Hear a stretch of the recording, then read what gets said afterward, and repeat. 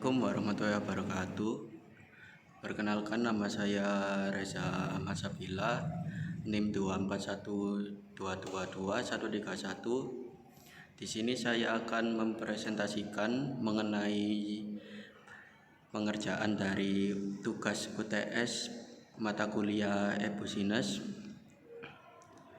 Dimulai dari soal yang pertama, yaitu jelaskan perbedaan antara pendekatan perspektif dan emergen dalam strategi e-Business, serta berikan satu contoh penerapannya dalam perusahaan digital di Indonesia, disertai dengan analisis dampaknya terhadap daya saing digital tersebut.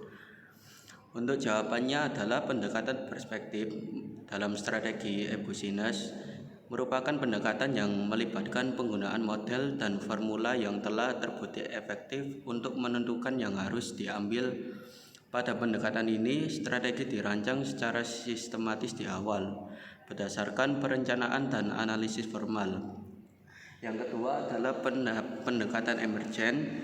Pendekatan emergen itu lebih bersifat eksploratif dan kreatif, yang mana perusahaan yang menggunakan pendekatan ini mencoba menemukan solusi baru dan inovatif melalui eksperimen dengan adaptasi perusahaan terus-menerus. Di sini saya mengambil contoh perusahaan seperti Gojek, yang mana pada awal pendirian dari perusahaan tersebut, Gojek menggunakan pendekatan perspektif dengan strategi utamanya sebagai platform pemesanan ojek online melalui aplikasi. Seiring waktu, Gojek berevolusi dengan menerapkan strategi pendekatan emergen, seperti menambahkan berbagai layanan atau bisa disebut dengan diversifikasi produk seperti aplikasi GoFood, GoSend, GoBuy berdasarkan kebutuhan pengguna dan kondisi pasar, yang mana inovasi dari Gojek ini muncul dari respon terhadap perilaku konsumennya. Untuk dampak dari pendekatan Gojek di atas, pendekatan emergen memungkinkan Gojek menjadi ekosistem super app yang lebih kuat, tidak hanya sebagai transportasi tapi juga layanan sehari-hari, sehingga meningkatkan loyalitas pengguna dan daya saingnya melawan kompetitor seperti Grab. Untuk soal kedua, yaitu sebuah perusahaan retail online ingin meningkatkan efisiensi pengiriman produknya ke konsumen. Di sini yang ditanyakan adalah mengidentifikasi proses SCM, kemudian menyebutkan dua teknologi digital, serta menyebutkan risiko digital yang perlu diantisipasi. Untuk jawabannya adalah mengenai identifikasi proses SCM yang dapat ditingkatkan dengan teknologi seperti manajemen inventory, digunakan untuk menghindari kelebihan atau kekurangan stok.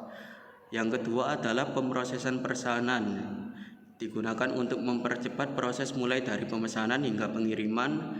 Kemudian manajemen transportasi dan logistik, digunakan untuk memilih rute tercepat, efisien, dan hemat biaya. Dan yang terakhir adalah pelacakan pengiriman untuk memberikan visibilitas real time untuk konsumen. Untuk dua teknologi yang dapat digunakan serta manfaatnya, di sini saya menyebutkan yang pertama adalah Internet of Things atau IoT untuk memberikan data real time dari sensor pada kendaraan, pengiriman, gudang, dan produk perusahaan, yang mana memungkinkan pelacakan suhu, lokasi, dan kondisi barang, khususnya barang sensitif seperti makanan atau obat-obatan. Untuk selanjutnya adalah Artificial Intelligence atau AI dan Machine Learning untuk membantu dalam memprediksi permintaan yang lebih akurat berdasarkan data historis, tren pasar, dan cuaca, serta mengoptimalkan rute pengiriman menggunakan algoritma yang meminimalkan waktu dan biaya. Untuk yang terakhir adalah apa risiko digital yang perlu diantisipasi oleh perusahaan ini. Untuk risiko digital seperti adalah kebocoran data pelanggan, serangan siber, dan ketergantungan pada teknologi yang belum stabil. Soal ketiga, sebuah institusi pendidikan ingin menggunakan e-procurement untuk menjalankan operasial bulanan. Di sini kita disuruh menentukan jenis e-procurement yang sesuai, kemudian membuat langkah awal implementasi dan menjelaskan dua tantangan serta strategi mengatasinya. Untuk approachment yang sesuai, di sini saya memilih e-katalog untuk pembelian rutin barang standar seperti alat tulis perlengkapan kantor. Jadi institusi tinggal memilih barang dari katalog online yang disediakan oleh vendor.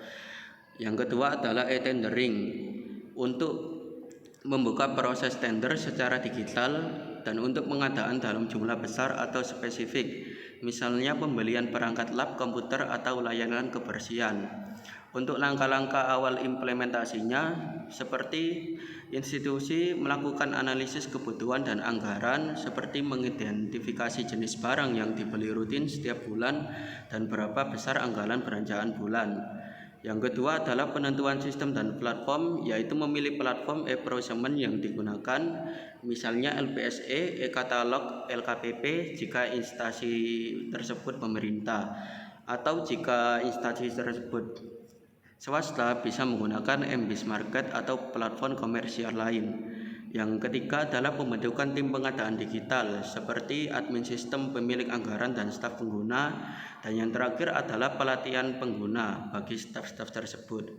Untuk dua tantangan dan strategi mengatasinya bagi institusi ini, saya menjelaskan seperti kurangnya pemahaman staf terhadap strategi digital dan kendala integrasi dengan sistem keuangan atau inventaris yang sudah ada.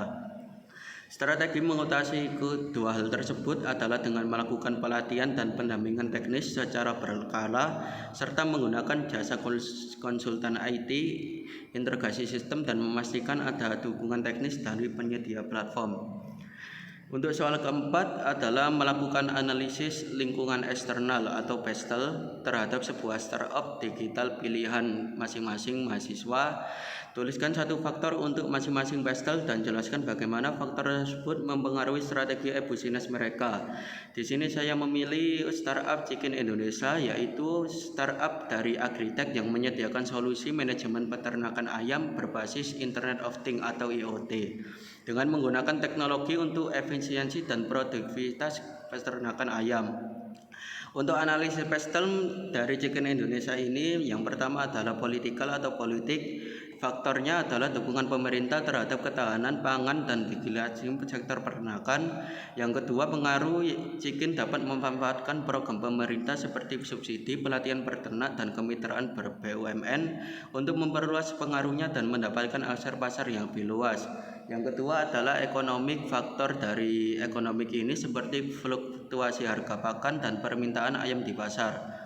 Pengaruhnya adalah Chicken harus menggunakan data analis atau AI untuk membantu peternak mengelola biaya secara efisien dan mengatur produksi sesuai prediksi permintaan pasar. Yang ketiga adalah sosial. Faktornya adalah meningkatkan kesadaran masyarakat terhadap keamanan pangan dan kualitas produk ternak. Untuk pengaruhnya, Chicken bisa menonjolkan fitur pelacakan atau monitoring kualitas ayam dari peternakan. Hal ini digunakan untuk menumbuhkan kepercayaan konsumen, khususnya untuk bisnis B2B atau business to business seperti restoran dan retail. Yang keempat adalah teknologi. Faktornya adalah adopsi IoT dan dashboard digital untuk manajemen kandang. Pengaruhnya, Chicken terus mengembangkan teknologi sensor dan sistem pemantauan otomatis untuk meningkatkan produktivitas, mengurangi kematian ayam, dan memberikan laporan real time ke peternak. Untuk PESTEL yang kelima, yaitu legal atau hukum. Untuk faktornya adalah regulasi tentang standar peternakan dan keamanan hewan. Pengaruhnya, Chicken harus memastikan teknologinya mendukung pemenuhan regulasi pemerintah seperti sertifikasi kandang, pengelolaan limbah, dan kesejahteraan hewan.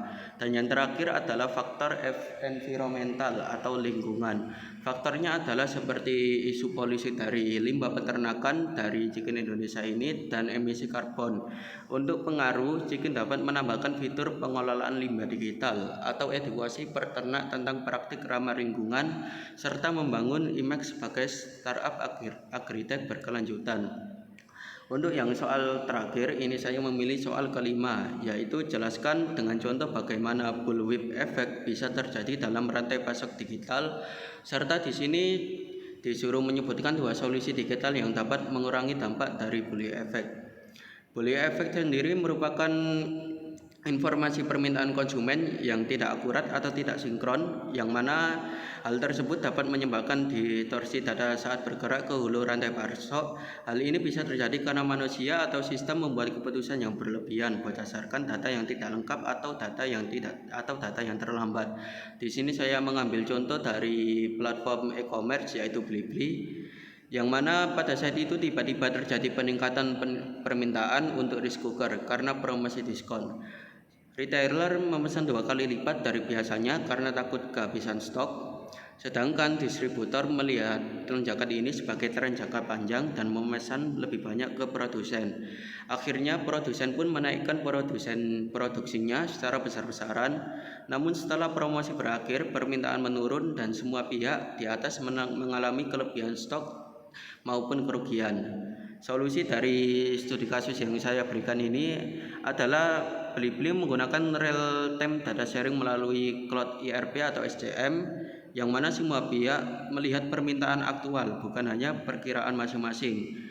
Untuk yang kedua adalah menggunakan AI based demand forecasting, yaitu prediksi yang lebih akurat membantu seluruh rantai pasok menyesuaikan produksi dan pengadaan secara tetap, tetapi tidak reaktif.